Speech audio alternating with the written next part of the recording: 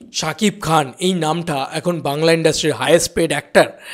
Hey guys, welcome to my channel. আমি মহারাজার। এখন আমরা কথা বলবো হচ্ছে দেবদা, জিৎদা, শাকিব খান এবং বাকি যারা অ্যাক্টর রয়েছেন যেরকম মনিদা, ইয়াশদা, অঙ্কুশদা, তারা কীরকম চার্জ করে একটা সিনেমা করার জন্যে, সেই বিষয়টাকে নিয়ে যে এখন পার্টিকুলারলি 2024-এর সিনারিওটা কী, এক্স্যাক্টলি কত টাকা একজন রেমুনারেশন পায়, একটা হিরো রেমুনারেশন পায়।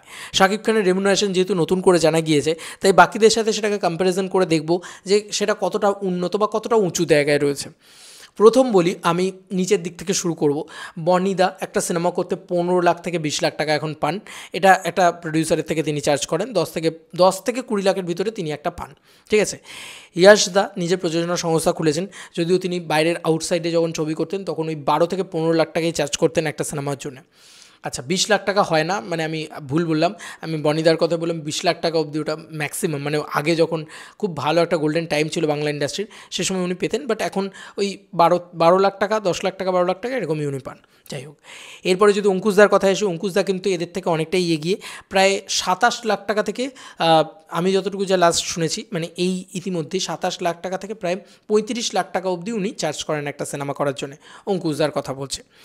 এবার এতটা রেমুনারেশন উনি নেন এবং ওনার স্যাটেলাইট ভ্যালুটাও খুব ভালো এবং বক্স অফিসেও ওনার একটা হোল্ড আছে। অঙ্কুশদার কথা বলছে। এবার চলে আসি আমাদের এখানকার দেবদার কথায়। দেবদা বন্ধুরা একটা সিনেমা করতে এখন 1.5 কোটি টাকা চার্জ করে। ইয়েস, ব্যোমকেশের মতন সিনেমাতে উনি 1.5 কোটি টাকা চার্জ করেন। শুধু এখানেই থেমে নেই বন্ধুরা, দেবদার একটা অন্যরকম স্টাইল হয়ে গিয়েছে এখন। নিজের প্রযোজনা সংস্থাকে উনি ঢুকিয়ে দেন, সেই ছবির উনি প্রযোজক হিসেবেও থাকেন এবং সেই ছবির রেমুনারেশন যেরকম উনি চার্জ করেন, যেরকম ব্যোমকেশের ক্ষেত্রে হয়েছিল, উনি 1.5 কোটি টাকা রেমুনারেশন চার্জ করেছিলেন। অ্যাট দ্য সেম টাইম উনি কিন্তু প্রফিট শেয়ারও নিয়েছিলেন।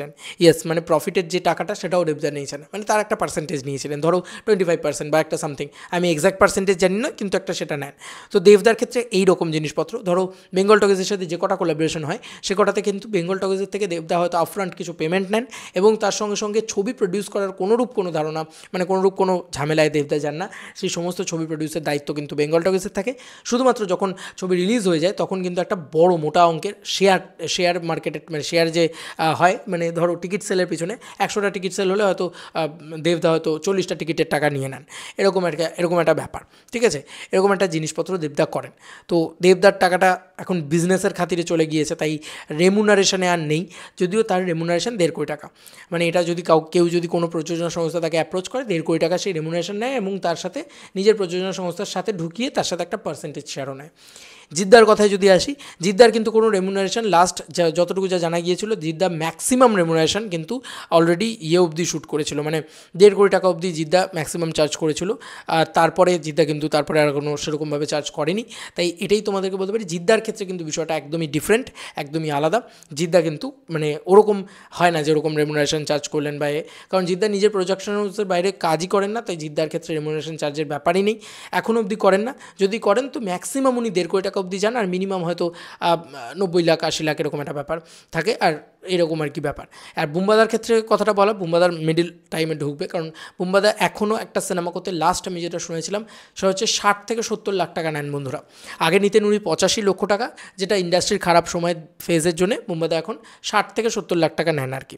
আচ্ছা, আর যেটা বলার সেটা হচ্ছে অবশ্য করি মেগাস্টার শাকিব খানের কথা। এখন বাংলা ইন্ডাস্ট্রির সবথেকে হাইস্ট পেড অ্যাক্টর উনি, বিভৎস ভালো সময় যাচ্ছে ওনার।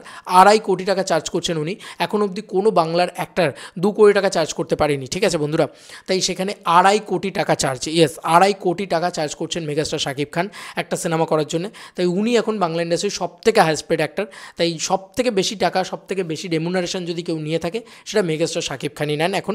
এটা এই 2024 সালে টিল নাও টাইম, এখন আফটার রিলিজিং তুফান, এটা বলাই যায় যে শাকিব খান এখন সবথেকে বড় বেশি হাইস্ট পেড অ্যাক্টর আর কি বাংলা ইন্ডাস্ট্রির। ওভারঅল দুই বাংলা মেলালে শাকিব খানই সবথেকে বেশি টাকাটা এখন চার্জ করেন বাংলা ইন্ডাস্ট্রিতে। টপে উনিই রয়েছেন, নাম্বার 1 পজিশনটা উনি হোল্ড করে রয়েছেন।